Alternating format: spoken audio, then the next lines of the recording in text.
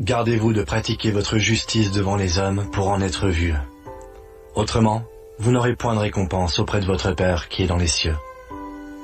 Lors donc que tu fais l'aumône, ne sonne pas de la trompette devant toi, comme font les hypocrites dans les synagogues et dans les rues, afin d'être glorifiés par les hommes. Je vous le dis en vérité, ils reçoivent leur récompense. Mais quand tu fais l'aumône, que ta main gauche ne sache pas ce que fait ta droite, afin que ton aumône se fasse en secret. Et ton Père qui voit dans le secret te le rendra. Lorsque vous priez, ne soyez pas comme les hypocrites qui aiment à prier debout dans les synagogues et au coin des rues pour être vus des hommes. Je vous le dis en vérité, ils reçoivent leur récompense. Mais quand tu pries, entre dans ta chambre, ferme ta porte, et prie ton Père qui est là dans le lieu secret. Et ton Père qui voit dans le secret te le rendra.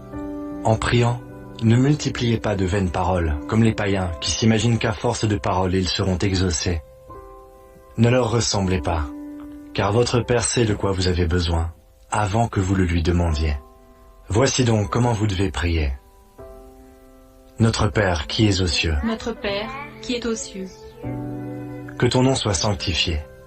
Que ton nom soit sanctifié. Que ton règne vienne. Que ton règne vienne. Que ta volonté soit faite, sur la terre comme au ciel. Que ta volonté soit faite, sur la terre comme au ciel.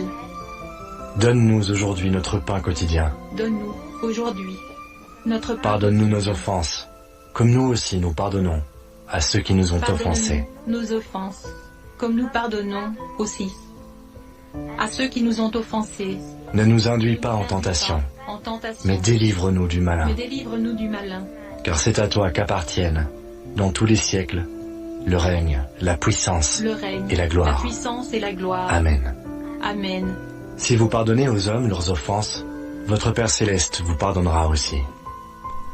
Mais si vous ne pardonnez pas aux hommes, votre Père ne vous pardonnera pas non plus vos offenses.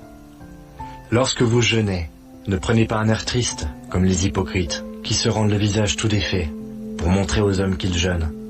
Je vous le dis en vérité, ils reçoivent leur récompense. Mais quand tu jeûnes, parfume ta tête et lave ton visage, afin de ne pas montrer aux hommes que tu jeûnes, mais à ton Père qui est là dans le lieu secret. Et ton Père qui voit dans le secret te le rendra. Ne vous amassez pas des trésors sur la terre, où la teigne et la rouille détruisent, et où les voleurs percent et dérobent. Mais amassez-vous des trésors dans le ciel, où la teigne et la rouille ne détruisent point, et où les voleurs ne percent ni ne dérobent. Car là où est ton trésor, là aussi sera ton cœur. L'œil est la lampe du corps. Si ton œil est en bon état, tout ton corps sera éclairé. Mais si ton œil est en mauvais état, tout ton corps sera dans les ténèbres. Si donc la lumière qui est en toi est ténèbres, combien seront grandes ces ténèbres? Car où il haïra l'un et aimera l'autre, où il s'attachera à l'un et méprisera l'autre, vous ne pouvez servir Dieu et Mammon. C'est pourquoi je vous dis, ne vous inquiétez pas pour votre vie de ce que vous mangerez, ni pour votre corps de quoi vous serez vêtu. La vie n'est-elle pas plus que la nourriture, et le corps plus que le vêtement? Regardez les oiseaux du ciel. Ils ne sèment ni ne moissonnent, et ils n'amassent rien dans les greniers. Et votre Père céleste les nourrit. Ne valez-vous pas beaucoup plus qu'eux? Qui de vous, par ses inquiétudes, peut ajouter une coudée à la durée de sa vie? Et pourquoi vous inquiétez au sujet du vêtement? Considérez comment croissent les lys des champs. Ils ne travaillent ni ne filent. Cependant, je vous dis que Salomon même, dans toute sa gloire, n'a pas été vêtu comme l'un d'eux.